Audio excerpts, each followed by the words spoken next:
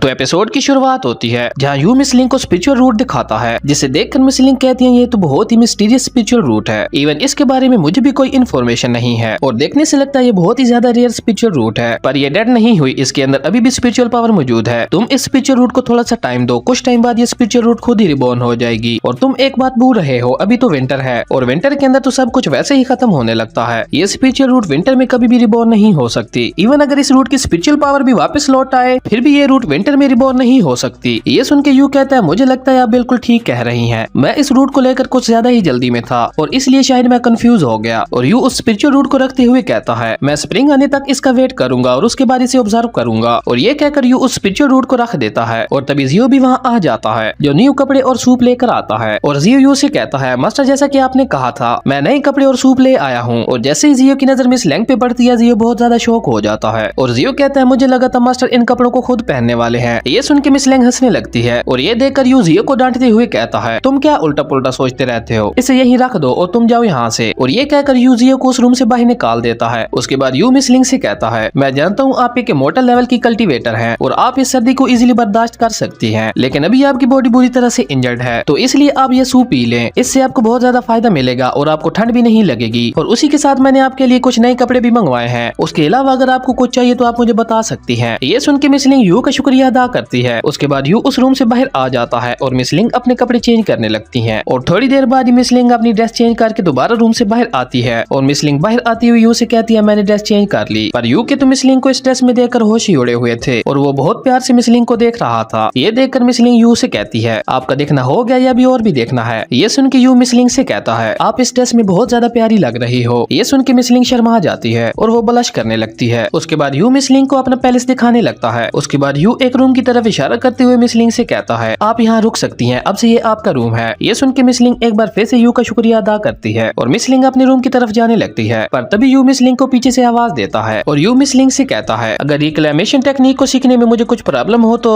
क्या मैं आपसे एडवाइस ले सकता हूँ। ये सुन के मिस लिंग स्माइल करते हुए कहती है हाँ क्यों नहीं, अगर आपको उस टेक्निक को लेकर कुछ डाउट हो तो आप किसी भी टाइम आकर मुझसे पूछ सकते हैं। उसके बाद मिस लिंग यू से कहती है मैं एक बार फिर से आपका शुक्रिया अदा करती हूँ कि आपने मुझे यहाँ रुकने दिया। और मिस लिंग यू से कहती है आपको मेरे साथ इतना फॉर्मल होने की जरूरत नहीं है। ये सुनकर यू बहुत ज्यादा खुश हो जाता है और वो कहता है ये तो बहुत अच्छी बात है। उसके बाद सीन चेंज होता है जहाँ यू और जियो अपने घोड़े पे बैठकर मार्केट की तरफ निकल जाते हैं और तभी वो दोनों उस मार्केट के एक तरफ चले जाते हैं जहाँ पे एक बहुत बड़ा टर्टल का स्टैचू रखा हुआ था, जिसे देखकर जियो यू से कहता है मास्टर ये क्या है और हम यहाँ क्यों आए हैं। ये आसमान से उतरा हुआ स्टोन है और ये साइन ऑफ रिस्पेक्ट है वेंडाओ युआन में हमसे पहले आने वाले लोगों के लिए, और यहाँ पे तुम हो या मैं, इवन यहाँ किंग भी आ जाए तो उनके लिए भी एक ही तरह का लॉ होता है। और यू जियो से कहता है इससे आगे हम घोड़े पे बैठ कर नहीं जा सकते। ये सुन के जियो कहता है ओ ऐसा है तो अब मैं समझा। और ये कहकर वो दोनों अपने घोड़ों को लेकर वहाँ से आगे बढ़ जाते हैं और तभी वो दोनों एक बड़ी सी बिल्डिंग टावर के पास पहुँच जाते हैं। और यू जियो से कहता है तुम यहीं रुको, तुम इससे आगे और अंदर नहीं जा सकते, तुम यहीं रुक कर मेरा इंतजार करो, मैं जल्दी वापस आऊंगा। और ये कहकर यू उस बिल्डिंग टावर को क्रॉस करता हुआ वहाँ से आगे बढ़ने लगता है और तभी यू एक बड़े से गेट के पास जाके रुक जाता है और यू उस गेट को बड़े गौर से देखने लगता है। और यू उस गेट को देखते हुए कहता है वेंडाओ युआन। और हम यू को वेंडाओ एकेडमी के गेट के पास देखते हैं जहाँ एक बोर्ड पे लिखा हुआ था कि ये एकेडमी इस सीजन में बंद रहेगी। और ये पढ़कर यू बहुत ज्यादा सैड हो जाता है और वो गुस्से में इधर उधर टहलते हुए खुद से ही कहता है कि मैं इतना ज्यादा लंबा सफर तय करके आया हूँ तो मैं ऐसे ही यहाँ से नहीं जाने वाला। और ये कहकर यू खुद को शांत करने लगता है और उसके बाद यू उस गेट के अंदर जाने का कोई रास्ता ढूंढने लगता है पर उस एकेडमी के अंदर जाने का कोई भी रास्ता नहीं मिलता। यू इधर उधर टहल ही रहा था कि उसे वाइन की स्मेल आती है और यू समझ जाता है कि कोई न कोई एकेडमी के अंदर जरूर मौजूद है। उसके बाद यू एकेडमी के गेट को ओपन करने की कोशिश करता है और वो गेट थोड़ा सा ओपन हो जाता है और गेट ओपन होते ही यू को एक ओल्ड मैन नजर आता है जो मजे से अपनी वाइन पी रहा था। उस ओल्ड मैन को देखकर यू कहता है चलो शुक्र है कोई ना कोई तो इस एकेडमी के अंदर मौजूद है, अब मेरा काम हो सकता है। और ये कहकर यू उस ओल्ड मैन से कहता है प्लीज इस गेट को ओपन करें, मुझे अंदर आना है। जिसपे वो ओल्ड मैन कहता है बच्चे कौन हो तुम और चले जाओ यहाँ से, अब ये गेट नेक्स्ट सीजन ही खुलेगा। ये सुन के यू उस ओल्ड मैन से कहता है मैं इस एकेडमी का स्टूडेंट हूँ, मुझे बस थोड़ी देर के लिए अंदर आने दें, मेरे पास वाइन का बहुत अच्छा कलेक्शन है, अगर आपने मुझे अंदर आने दिया तो वो मैं आपको दे सकता हूँ। पर वो ओल्ड मैन यू की बात को इग्नोर करते हुए मदद से अपनी वाइन को पीने लगता है। और ये देखकर यू उस ओल्ड मैन से कहता है मेरे पास पीयरलेस वाइन भी है जो कि मेरे घर में पड़ी हुई है, अगर आप मुझे अंदर आने दें तो मैं आपको उसका एक जार दे सकता हूँ। पीयरलेस वाइन का नाम सुनकर वो ओल्ड मैन बहुत ज्यादा शौक हो जाता है और वो उठकर बैठ जाता है। पर वो ओल्ड मैन दोबारा लेटते हुए यू से कहता है तुम मुझे बेवकूफ नहीं बना सकते, भले तुम्हारे जैसे एक बच्चे के पास पीयरलेस वाइन कहाँ से आएगी, मैं तुम्हारी ट्रिक्स में नहीं फंसने वाला, तुम चले जाओ यहाँ से, ये एकेडमी विंटर में ओपन नहीं होती, तुम नेक्स्ट सीजन में आना। ये सुन के यू खुद से ही कहता है ये ओल्ड मैन तो वाकई बहुत ज्यादा चालाक है। मैंने यहाँ आने तक बहुत ज्यादा मेहनत की है, तो अब मैं यहाँ से ऐसे ही नहीं जा सकता। मुझे इस ओल्ड मैन को किसी और चीज की ऑफर करनी होगी, और अगर मैं इस ओल्ड मैन की परमिशन के बगैर अंदर जाता हूँ तो मैं बहुत बड़ी मुसीबत में फंस सकता हूँ। इसलिए मुझे इस ओल्ड मैन को किसी न किसी तरह मनाना होगा। और ये कहकर यू उस ओल्ड मैन से कहता है मैं एक किंग का बेटा हूँ और मेरे फादर के पास हजारों साल पुरानी इमोर्टल वाइन्स पड़ी हुई हैं। अगर आप मुझे अंदर आने दे तो मैं आपको वो इमोर्टल वाइन दे सकता हूँ। इमोर्टल वाइन का नाम सुनकर वो ओल्ड मैन एक बार फिर से शॉक हो जाता है और सोचता है कि इमोर्टल वाइन तो लिंजी नाम की एक सिटी बनाती थी जो कि 100 साल पहले ही डिस्ट्रॉय हो गई थी, और लिंजी सिटी के खत्म होते ही इमोर्टल वाइन भी खत्म हो गई थी। और ये कहकर वो ओल्ड मैन यू से कहता है लड़के तुम मुझे बेवकूफ मत बनाओ। जिसपे यू कहता है भले ही लिंजी सिटी डिस्ट्रॉय हो गई थी पर उस सिटी के अंदर हमें काफी सारे ट्रेजर्स मिले थे, जिसमें हमें इमोर्टल वाइन भी मिली थी जो कि मेरे ट्रेजर हाउस में पड़ी हुई है। और ये सुनकर वो ओल्ड मैन काफी स्पीड से यू के पास चला जाता है और यू उस ओल्ड मैन की स्पीड को देखकर बहुत ज्यादा शॉक हो जाता है। और यू खुद से ही कहता है आखिर ये ओल्ड मैन है कौन, मैं इसकी कल्टीवेशन तक को नहीं देख पा रहा। उसके बाद वो ओल्ड मैन यू से कहता है बच्चे क्या तुम सच कह रहे हो, क्या वाकई तुम्हारे पास इमोर्टल वाइन है? जिसपे यू कहता है हाँ बिल्कुल, और भला मैं आपसे झूठ क्यों बोलूंगा। ये सुन के वो ओल्ड मैन यू से कहता है ओके ठीक है, मैं तुम पे यकीन करता हूँ, अब जल्दी से अपने घर जाओ और मेरे लिए इमोर्टल वाइन लेकर आओ, उसके बाद ही मैं तुम्हें अंदर आने दूंगा। और हाँ मुझे इमोर्टल वाइन के 3 जार चाहिए वरना मैं ये गेट ओपन नहीं करूंगा। ये सुन के यू उस ओल्ड मैन से कहता है क्या अभी, क्यों ना आप अभी के लिए मुझे अंदर आने दें और बाद में मैं किसी को कहकर वो इमोर्टल वाइन मंगवा लूंगा। ये सुन के वो ओल्ड मैन यू से कहता है क्या तुम मुझे पागल समझते हो, अगर तुम चाहते हो कि मैं तुम्हारे लिए ये गेट ओपन करूँ तो तुम पहले जाकर इमोर्टल वाइन लेकर आओ, उसके बाद ही मैं ये गेट ओपन करूंगा। और ये कहने के बाद वो ओल्ड मैन अपनी स्पीड का यूज करते हुए वापस अपनी जगह पे जाकर लेट जाता है। ये देखकर यू कहता है ये ओल्ड मैन इमोर्टल वाइन के बगैर नहीं मानने वाला। और ये कहकर यू भागता हुआ जियो के पास जाता है और जियो से कहता है जियो तुम जल्दी से घर जाओ और इमोर्टल वाइन की 3 जार लेकर आओ और जल्दी वापस आना। ये सुन के जियो वहाँ से इमोर्टल वाइन लेने के लिए निकल जाता है और यू वापस उस गेट के पास आकर उस ओल्ड मैन को देखता है और उसके बाद यू वहीं उसी गेट के पास बैठकर कल्टीवेट करने लगता है। और कल्टीवेट करते हुए यू अपने स्पेस रियलम में पहुंच जाता है जहाँ बहुत ज्यादा लाइटिंग हो रही थी। वहीं बाहर उस ओल्ड मैन को एक बहुत ज्यादा पावरफुल एनर्जी का एहसास होता है और वो ओल्ड मैन अपनी पावर का यूज करते हुए उस गेट के आर पार देखता है और वो यू को कल्टीवेट करते हुए देखता है। यू को कल्टीवेट करता देखकर वो ओल्ड मैन एक स्माइल करता है और उसके बाद वो दोबारा अपनी वाइन निकाल कर पीने लगता है। और ये एपिसोड यहीं पे खत्म हो जाता है। दोस्तों ये इस सीरीज का लास्ट एपिसोड था, इस सीरीज का फर्स्ट सीजन खत्म हो गया है, तो आप जल्दी से मेरे चैनल को सब्सक्राइब कर लें। और अगर आप किसी और सीरीज की भी एक्सप्लेनेशन चाहते हैं तो कमेंट करके बता दें, मैं अपनी पूरी कोशिश करूंगा उस सीरीज को एक्सप्लेन करने की। अगर आपकी वीडियो अच्छी लगी तो लाइक कर दें और अगर चैनल पे नए आए हो तो सब्सक्राइब करते जाना। तो मिलते हैं एक न्यू वीडियो में, तब तक के लिए बाय।